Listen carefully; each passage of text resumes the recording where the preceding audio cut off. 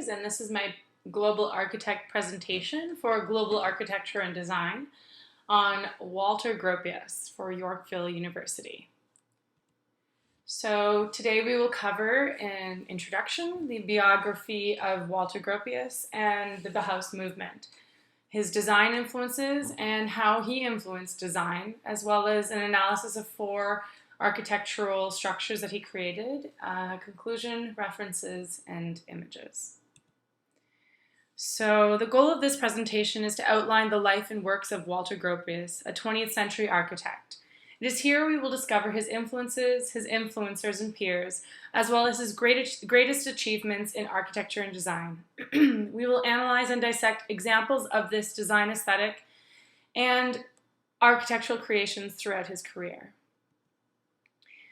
Limitation Makes the Creative Mind Inventive by Walter Gropius. You will see throughout this presentation how this quote is indicative of the life of Walter Gropius. He greatly impacted the 20th century, even through his many trials and tribulations. Born May 18, 1883, and he died in July 7, 1969. The unique life of Walter Gropius is that of perseverance and open-minded thought. Following in his father's and uncle's footsteps, he became an architect. Always a step ahead of the times, he is the founder of the apolitical design school of Bauhaus and modern architecture. Walter was born in Berlin in 1883. He went to school in Munich but never graduated because his brother died, and so he had to return back to Berlin. He was known for not being good at drawing, so he always paid someone to do his drawings for him. In 1910, he opened his first practice, and in 1914, he had to put his career on hold because he was drafted for the military in World War I. He fought and was wounded in the war, and upon his return, he became the master of the Grand Ducal Saxon School of Arts and Crafts in Weimar, Germany, to which he wrote his manifesto on Bauhaus. He eventually then changed the name of the school to the School of Bauhaus in 1919. One of Virginia Woolf's most memorable quotes goes like this: "On or around December 1910, human character changed. I'm not saying that one went out as one might into a garden and there saw that a rose had flowered or a hen had laid an egg. The change was not sudden and definite like that, but a change there was, nevertheless." Woolf was writing about the arrival of modernism, both its visual art and its writing. From 1915 to 1920, Walter was married to his first wife, a composer, Alma Mahler, and had a daughter named Manon. Manon died of polio at 18 years old, to which eventually led to a divorce of his wife in 1920. He was surrounded by artists at this time, so as unique divorce was, he was very representational of a modernist. A few years later, he remarried to Icy Frank in 1923, and they adopted a daughter together, Beatty, known as Addie. In 1924, after his second marriage, a new provincial government threatened to cut off the Bauhaus school subsidies in Germany.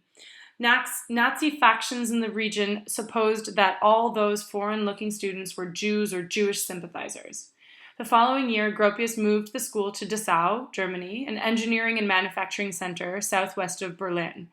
There, for the first time, the Bauhaus school built itself a real campus. In 1934, at the very beginning of World War II, Gropius felt the tension rising in Germany and decided to abandon the school and flee to England. It feels like he knew what was to come of his modernist thinking and his educational institute, and he was right. The Nazis tore down the school and ended its existence at the time. Gropius continued to influence designs in England and then moved to America in 1935, where he started to teach at Harvard. This is when the Bauhaus movement became popularized as an international style due to his influence throughout the world, and thus his great works of the modernist movement really started to develop. In 1969, he died in Boston at the age of 86. Bauhaus was the beginning of the international style as well as the beginning of industrial design. The reason it became known as international style is because of World War II.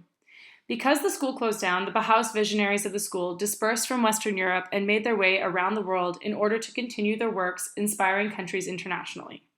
Walter Gropius began building the simple geometry that was often rectangular, and his materials included steel frame structures, glass walls, and concrete, which is notably part of the modernist international Bauhaus movement. Clean lines, smooth surfaces, primary colors, and uncluttered spaces with openness and transparency is part of this modernist look. In Europe, it is also called functionalism and new objectivity. The style began in Germany as a socialist movement whose purpose was to create for the middle class to the exclusion of the aristocracy. Walter Gropius believed in collaboration of architects, painters, and sculptors at all levels between masters and students. In quotes, in that way, a harmony of all component elements and parts creating architecture could be achieved. We'll now discuss the design influences that influenced Walter Gropius to create what he did. Back in Berlin, Gropius apprenticed to the architect and designer Peter Behrens, who taught him the arcana of the trade. From the secrets of the medieval mason guilds to the geometrics of Greek architecture, Behrens was the founding father of industrial design and corporate identity. He was the first in the world to create a logo and a corporate identity, and was also the first to design a typeface font for a specific company, where the company was the only one who could use this typeface. It was called the Behrens Schrift typeface, designed for AEG Industries. Another design influence for Walter Gropius was the Cubist movement. Pioneered by Pablo Picasso's art in 1909, the Cubist influenced art, design, and architecture up until the 1930s. Architecturally, it became very popular in Prague, Czech Republic, and was more of an avant-garde movement than the Bauhaus, as it combined traditional Art Nouveau with geometric additions. The style adds to traditional buildings, so though its symmetrical facades are what inspired Bauhaus, its eccentricities really eventually developed more towards the Art Deco movement than the modernist movement. An example of Gropius's use of primary colors and lines is from Piet Mondrian's work, a Dutch artist and a painter who was inspired originally by the Impressionists, who grew into the Cubist movement following Picasso, and then developed his own style known as the style, translated from the Dutch word de stijl, in 1919.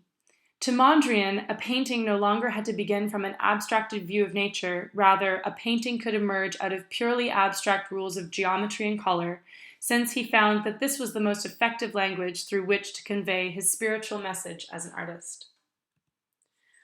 Now we will discuss the influencing designs of the movements that Walter had created.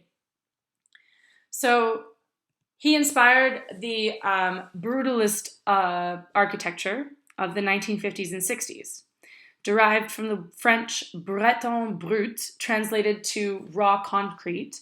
Brutalist architecture, or brutalism, is a term used for an architectural style coined in 1949 by the Swedish architect Hans Asplund.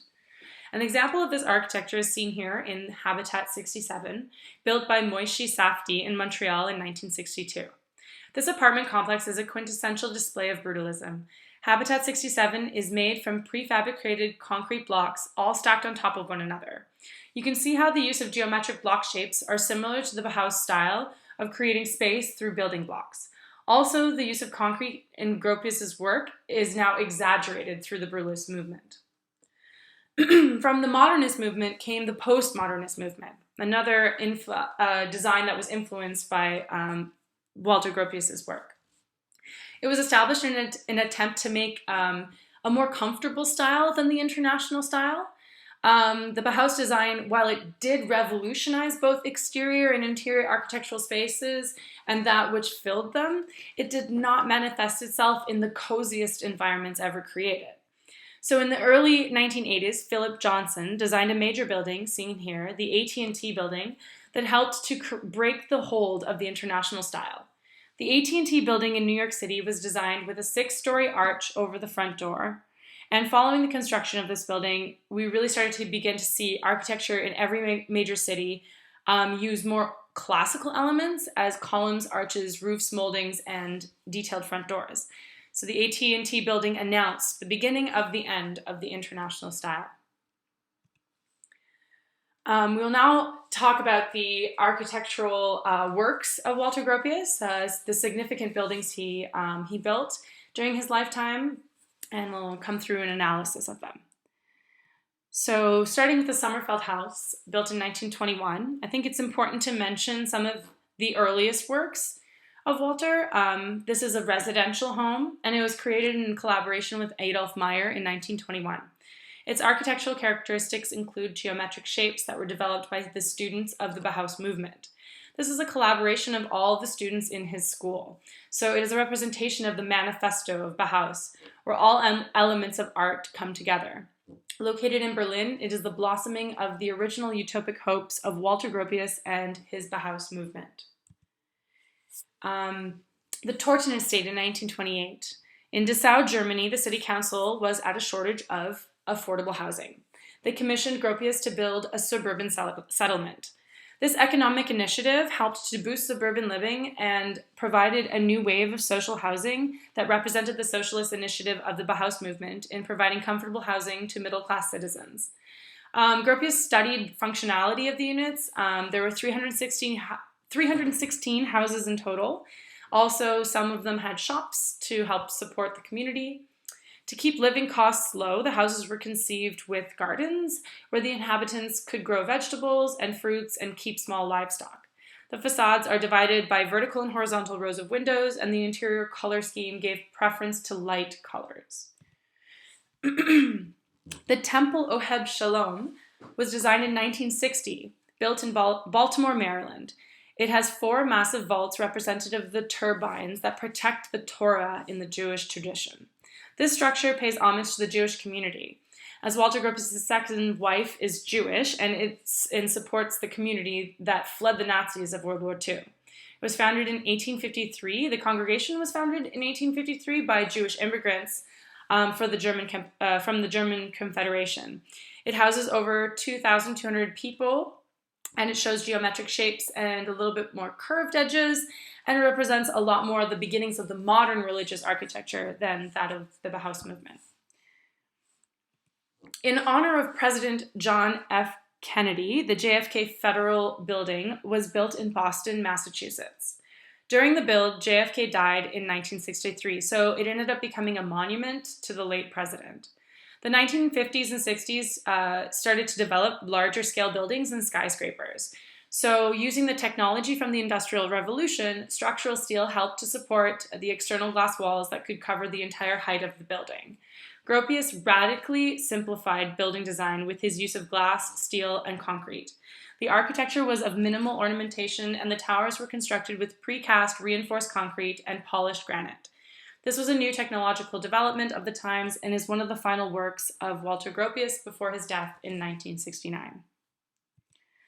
Walter Gropius's perseverance in his work has benefited the architectural community worldwide. Having lost a child, gone through divorce, adopted another child, and fled his country, he still founded the movement of Bauhaus that provided for the middle-class suburban family. Even having struggled in his personal life and relocated, it made his vision of the world and his works even more impactful. If it wasn't for World War II, it may not have gone international. Overall, he saw education, art, design, and architecture differently and has greatly changed the world as we see it today. Although the Bauhaus lasted little more than a decade, a simple measure of its significance is that no school of architecture or design can legitimately claim not to have been influenced by it in some way. But the Bauhaus's impact extended far beyond design education. It was a place conceived from the beginning to grapple with a fast-changing world and to find a cultural response that would not just mitigate its transformations, but to mold them for the benefit of all.